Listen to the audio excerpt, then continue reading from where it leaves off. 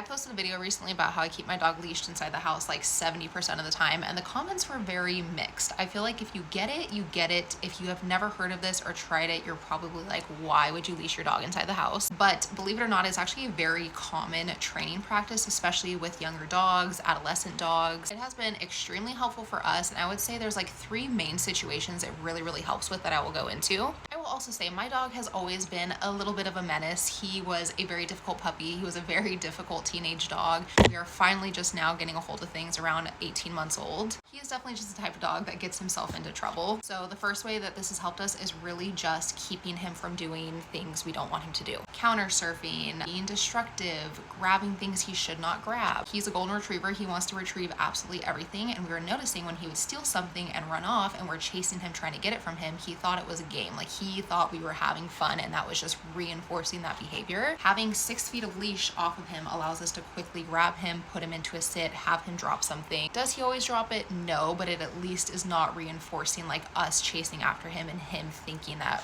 it's a game. It's very helpful if your dog responds well to leash pressure. It's helpful if you're trying to set a boundary, like keeping your dog out of the kitchen. There's just literally so many different ways you can use it. Another way it's been helpful for us is with getting him to settle. I have so many videos on this on my page, so I will tag a couple of them below. But Winston was just the type of dog where he could not settle from even a young age. We started tethering him to us while we were sitting on the couch in the evenings, and it really just gave him no option to pace, to get into trouble.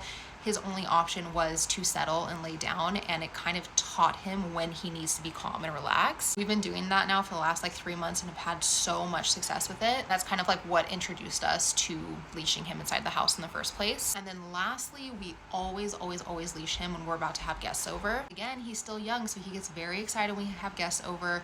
We did a really good job at teaching him to not jump on us when we come home, but our guests and our family and friends will get very overexcited when they come into the house and see Winston and allow him to jump on them and get overexcited. So it has helped leashing him, keeping him in a down, or at least pulling him down when he is jumping on our guests. Again, in the realm of settling, he doesn't do a great job of settling when we have guests over, so it allows us to keep him close to us so he's not harassing our guests. But just overall, it allows you to have more control over your dog. If you do have a dog that's a little younger, a little mischievous. We were working with a trainer when Winston was like 6 months old that suggested we do this, and unfortunately at that age, Winston was just way too infatuated with the leash. All he would do was sit there and bite on the leash. So we were not able to do it up until a couple months ago, but now that we are, it has been very helpful, and I do plan to continue doing it until he's a little more mature and getting into less. I hope this is helpful. I know it can sound kind of strange if you've never heard of it or never tried it, but it is a very effective training technique.